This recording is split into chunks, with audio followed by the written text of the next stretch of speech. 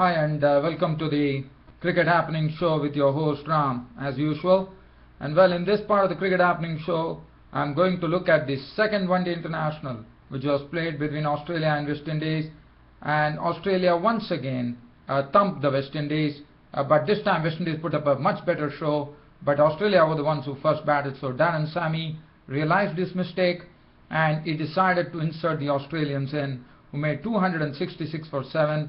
West Indies, well, there was a bit of a fight, not a big fight, but a bit of a fight with Kieran Powell and Dwayne Bravo actually getting some runs, but in the end they fell short by 54 runs. And also for Australia, they had George Bailey scoring a century. He had an unbeaten 125 of 110 balls with 10 fours and 4 sixes, and that is the precise reason Australia could recover from a very precarious position of 98 for 6 to 266 for 7 of 50 overs, and finally that proved a winning score. So I'll talk about that match, and then, as you know, we are all looking forward to the Wanderers Stadium in Johannesburg. Well, probably, as I said yesterday, in fact, I thought Graham Smith declared the innings close much earlier. He definitely our instructions for AB de Villiers and Amla to go after the bowling, and that's what they precisely did. In fact, South Africa 275 for 3 wickets declared, set up a target of 480 for Pakistan to win the match. And for Pakistan, well, Nasir Jamshid played well in the top, and then Misbah-ul Haq and Asad Shafiq, stitching together an unbeaten partnership towards the close of play, had taken them with that unbeaten 101 run partnership to 183 for 4, setting up the fourth day where Pakistan would require another 297 runs with 6 wickets remaining.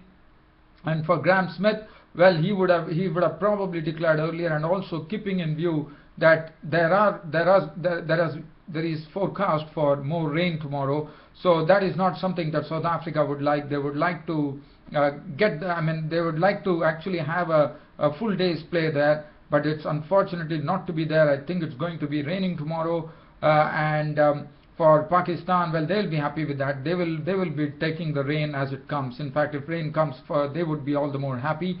But tomorrow we'll have to see whether Graham Smith, and I'm sure if play is going to be possible, then Graham Smith would be getting a birthday present on his 100th test as captain, as by taking this particular match against Pakistan in the first test. Well, let's get on to the report here. Let's start off with the second one-day international match between Australia and West Indies. As I said, Darren Sammy, both the teams actually went in with the same team composition, and for Darren Sammy had the luck with the toss once again. He won the toss, and this time he didn't make the same mistake. He inserted Australia in, and in fact with some superb bowling and backed up by some excellent fielding from the West Indians, the West Indies were able to have the Australian innings in such a sort of a real spot there at 98 for 6. It all started with the first wicket to go. In fact, today Glenn Maxwell was not told to open. Usman Khawaja and Aaron Finch opened the innings. Usman Khawaja was the first to go of the bowling of Roche. Scott Powell bowled Roche for 3 of 14 balls with 3 of 14 balls. After that, the next wicket to go was Aaron Finch. Now this was a beautiful catch which was taken by Dwayne Bravo. It was a real hit with ferocious power by Aaron Finch, trying to cut it. It was a ferocious cut, but Dwayne Bravo brought up a splendid catch there, and he was gone. Caught Dwayne Bravo, bowled Holder, Jason Holder for 11 of 22 balls with 2 fours. They were 25 for 2. Phil Hughes followed to the pavilion after making 21 runs, as he was got by Darren Bravo of Sammy for 21 of 22 balls with 2 fours and 1 6. And then Michael Clarke got a Yorker. It was in fact, Dwayne Bravo got a Yorker to snuck in past the bat of Michael Clarke, who tried to actually turn it to leg, missed it, and he was castled by Dwayne Bravo for 16 of 19 balls with 4 fours. So they made it 56 for 4.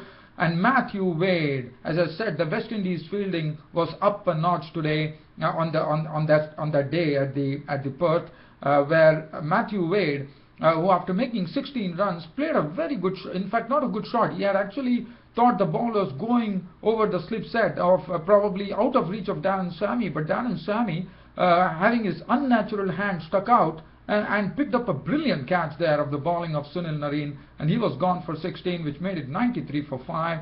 And when Glenn Maxwell, the person who really smacked the West Indies attack in the first match, was dismissed for a blob, as Darren Sammy got him clean bowled. In fact, he clipped his leg bail and he was gone for a duck, and that made this Australian score look very, very ragged at 98 for 6. And this is the time George Bailey was joined in by James Faulkner. James Faulkner did a splendid job in giving good support to George Bailey. George Bailey took his time. He knew he had a responsibility on hand. 98 for 6 after 23.4 overs. Both of them, in fact, as I said, Faulkner was giving full support to Bailey, trying to take the singles and give Bailey the strike as much as possible.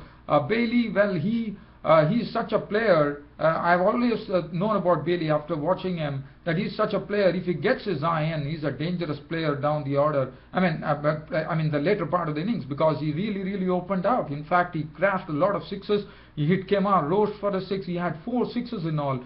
So probably the 50 that Bailey had, that was done in a very circumspect fashion. But once he got going, once he reached his 50, and it came to the end stages, in fact, Australia reeled off 64 runs of the last 5 overs. And for George Bailey, the good thing for him was he got tremendous support from Faulkner at the beginning, who made 39 of 67 balls with 3 fours, and then Mitchell Johnson contributing in an unbeaten partnership towards the end from 198 for 7 when Faulkner was dismissed. It was, in fact, West Indies couldn't really tighten the screws, because that partnership really took it all away, and Bailey, for all his application and determination, he carved out an unbeaten 125 unbeaten runs of 110 balls with 10 fours and 4 sixes. Mitchell Johnson was an unbeaten 16 of 17 balls with 1 4, and Australia finished from a score of 98 for 6 to 266 for 7 of their 50 overs. I thought it was a splendid effort. It was a man of the match effort from George Bailey, and very rightly he was named man of the match. Now, probably West Indies could have tightened the screws, but one does not know what really went wrong. Probably one has to give credit for George Bailey and the tailenders who actually gave him company, like Faulkner and Mitchell Johnson. Now, looking at the bowling figures, Roach 10 overs, no maiden, 1 for 51. Jason Holder 10 overs, 1 maiden, 56 runs on 1 wicket. Darren Sammy had 10 overs, no maiden, 48 runs and 3 wickets. Dwayne Bravo was costly, 10 overs for 67 runs on 1 wicket, but Sunil Narine really stood out in that score of 266, bowling 10 overs very economically for 34 runs and got a single wicket. Now looking at the West Indian reply, as far as the West Indian reply was concerned, well, West Indies, they didn't start off well. Gale was the first to go. Gale continued his poor form, as Mitchell Starc once again came in and had his second consecutive 5-wicket haul in one-day internationals. In fact, as you know, in the past there are only 2 Australian players who have done that.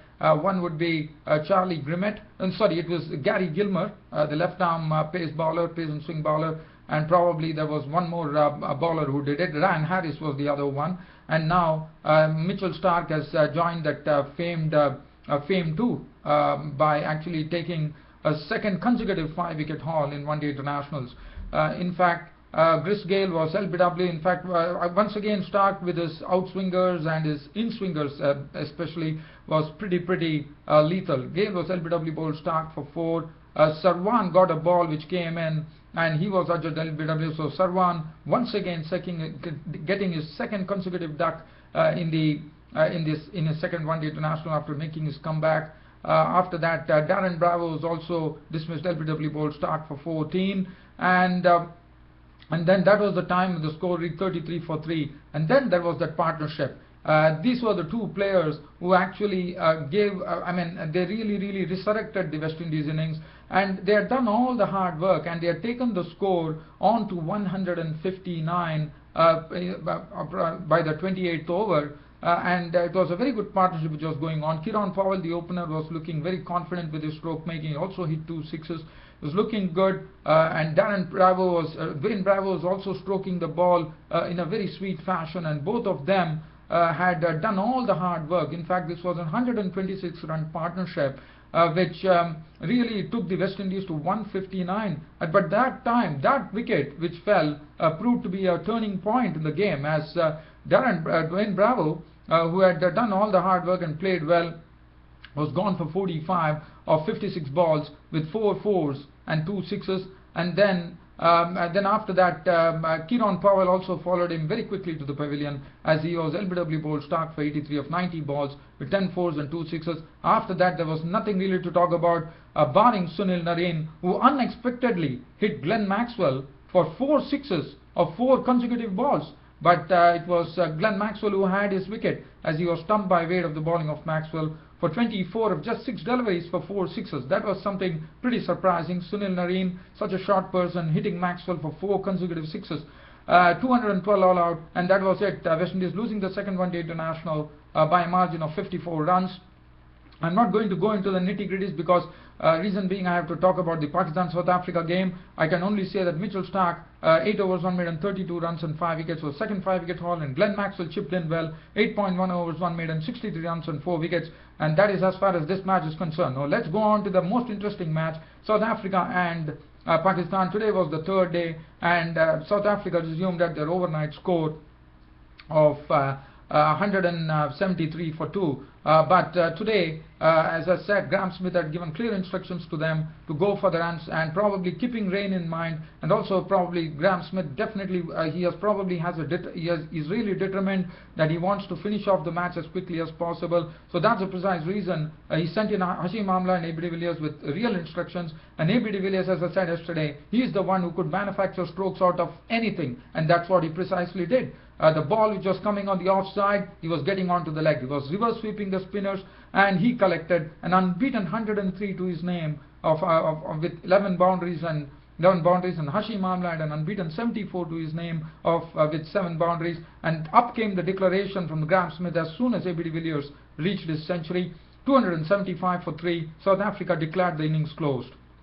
As far as Pakistan were concerned, today it all started with the first wicket to go was Mohammad Hafiz, who actually tried to in fact they had a target of 480 to win the match, Pakistan, and Mohammad Hafiz was the first to go, as he tried to actually work a ball down the leg side, got a tickle onto it down the leg side, but AB de Villiers on the leg side took a very good catch of the bowling of Philander for 2, and Pakistan was 7 for 1.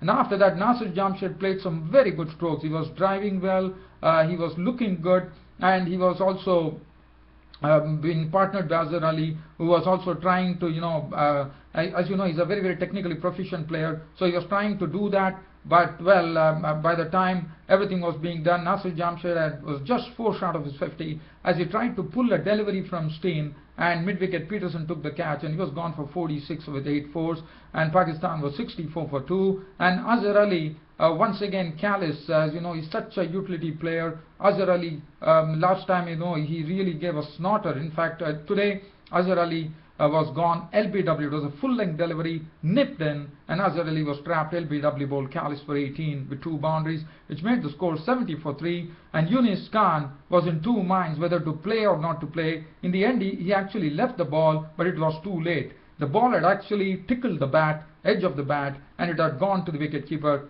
And Yunis Khan was walking for 15 with 2 boundaries, and that made the Pakistan score 82 for 4. And it looked like probably whether Pakistan, it was a very, very sorry situation for Pakistan there, and I'm sure the fans would have been really worried when seeing the score at 82 for 4. But thankfully, Misbah-ul Haq was there, and Misbah-ul Haq, well, he has taken his time at the crease, and he has played some very good offside strokes.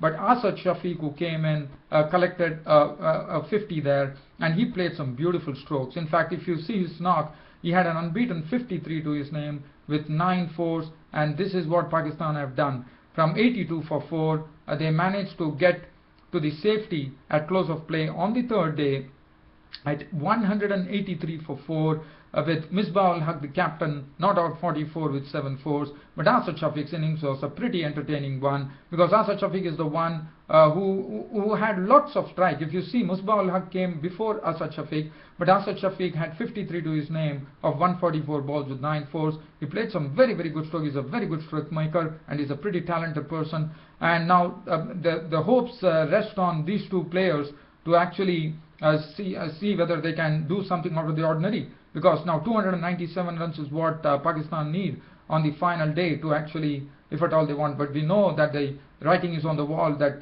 South Africa are the ones who are going to win this. And the wickets were equally shared by Dale Steen, Philander, Morkel and Callis. Peterson was wicketless. As I said, I am running out of this YouTube broadcast right now, and unfortunately, dear fans, friends and subscribers, I'm ending my Cricket Happening show for today. See you all tomorrow. Until then, it's goodbye from your host Ram. Thank you.